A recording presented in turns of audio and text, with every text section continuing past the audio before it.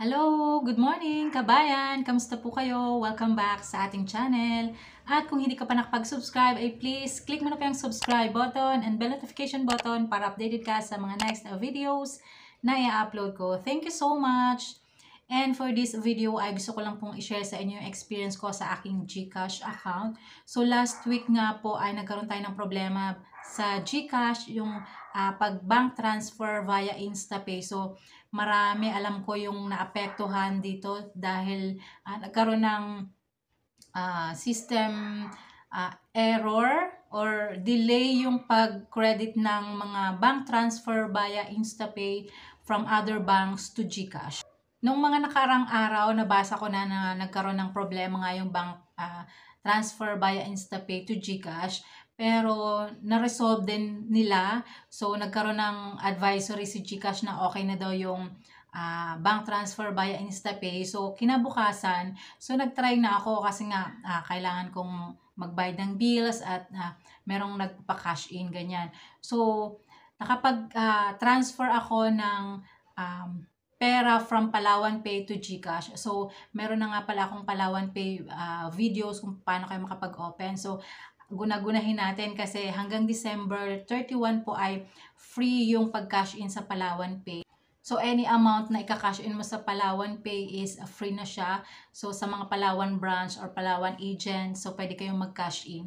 So, kaya dito ako nagka-cash in sa Palawan Pay kasi medyo malapit sa amin yung Palawan Pay, Palawan branch, kesa pupunta pa ako ng bangko para makapag-cash in at ilalagay ko sa GCash. So, at this time, hanggang December, so Palawan Pay muna yung gagamitin ko kasi nga free of charge yung pag-cash in sa Palawan Pay. So, balik tayo sa topic. So, nag-cash in ako, nag-bank transfer ako from Palawan Pay, send money to GCash account. And ayun nga, successful yung pag-transfer ko sa Palawan Pay, merong reference number. And then, ang tagal bago mag-credit sa GCash. So, ang ginawa ko, tinawagan ko yung customer service ng Palawan Pay at napakadaling tumawag sa Palawan Pay customer service. So, nag-antay lang ako ng ilang minuto at meron na akong nakausap na agent or customer service sa Palawan Pay. And ayun, sinabi ko nga na nag-transfer ako from Palawan Pay to GCash and na-verify nila na successful in their side. So, nag-email pa sila sa akin. At yung in-email na lang details, yung transaction ID, mga reference number, mahaba yung number na yon. And yun daw yung details na ipapakita ko sa GCash sa katunayan na successful sa side ng Palawan Pay. So, ibig sabihin na transfer na nila talaga sa GCash. Ang problema lang is hindi pumasok sa GCash. So, ang ginawa ko, doon sa aking GCash application, doon sa baba sa profile, pag-click nun, and then click yung help. So, may makikita ko doon chat Gigi. Ayan. So, chinat ko si Gigi. Pero, syempre, automated yung mga replies niya. So, meron lang siyang sinisend na mga links or yung mga facts or yung mga troubleshooting kung papaano makapag-inform or makapag-submit ng ticket or raise ng concern sa GCash.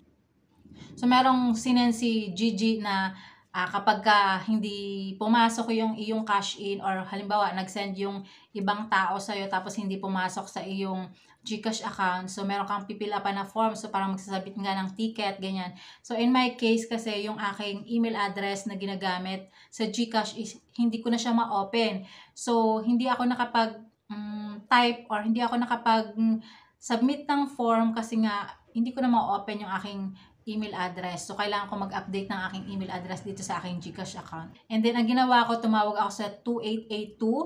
So, kapag Globe po yung SIM card nyo, so, magre-ring siya, makakatawag kayo kahit walang load yung inyong Globe SIM. Pero kapag Smart or other network, kailangan may load. Kasi yung una kong tinry is talk and text yung aking SIM card. So, tawag ako sa 2882, pero hindi siya makakontak kasi nga walang load, so kailangan ko pang mag-load. So, ang ginamit ko is yung Globe SIM card para libre na yung pagtawag sa 2882. Pero, hindi ako successful na nakatawag sa 2882 kasi sobrang dami daw silang nare-receive na tawag and ayun, automated din yung reply ng operator doon sa 2882 na ang sabi nga is mayroong delay sa pag receiving ng funds from bank transfer via InstaPay. So, hintayin daw ng 24 to 48 hours bago makredit yung tinransfer. So, ang ginawa ko na lang is naghintay para makredit yung tinransfer ko from Palawan Pay.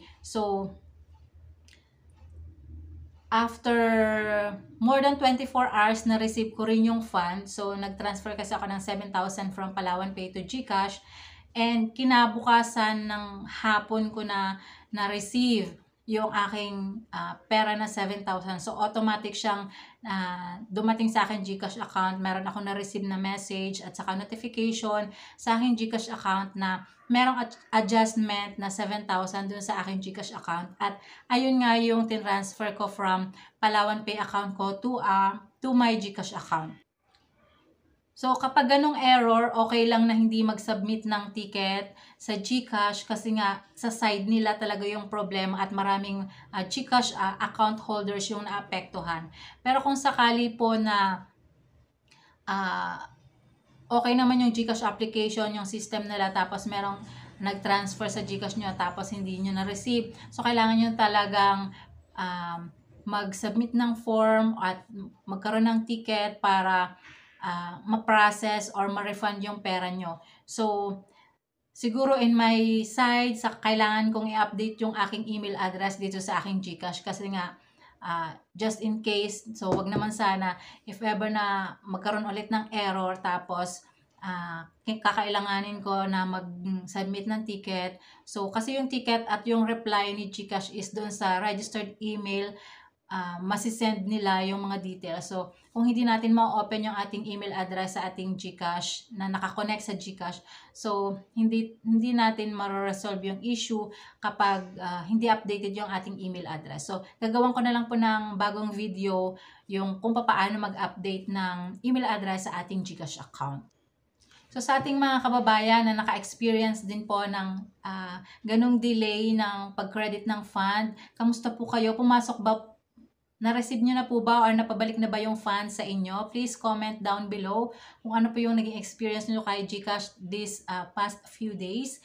And para naman po doon sa ating mga kababayan na currently na nakaka-encounter ng mga errors or problem, lalo na sa mga hindi nakikredit yung funds. So, first thing foremost is wag po kayo magpanic. So, as long as alam nyo po yung gagawin nyo, so, if ever na meron kayong problem, chat nyo agad si Gigi, tumawag sa 2882, and wag masyadong magpanic kasi kapag ka nagpanic kayo, hindi nyo matataranta kayo, hindi nyo alam kung ano yung first na gagawin nyo. So, kailangan lang talaga na meron kayong pinanghahawakan na proof na meron kayong dapat ma-receive na ganitong amount, merong reference number, and then yung transaction number. So, if ever na merong ganong problema, so sa other network, for example, yung sa akin sa Palawan Pay, so kinonfirm ko muna kaagad sa Palawan Pay kung talagang pumasok or successful yung transfer. Kasi dun sa side ko, noong pag-transfer ko is meron naman akong na-receive na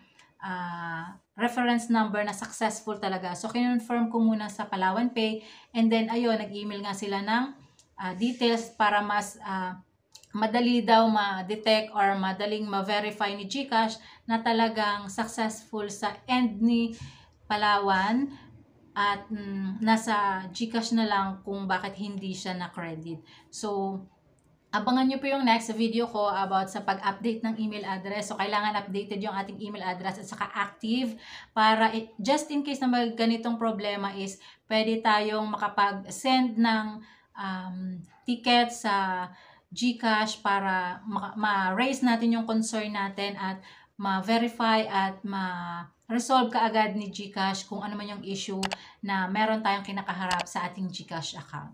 So, ayun lang po muna for this video. Thank you so much for watching. Bye!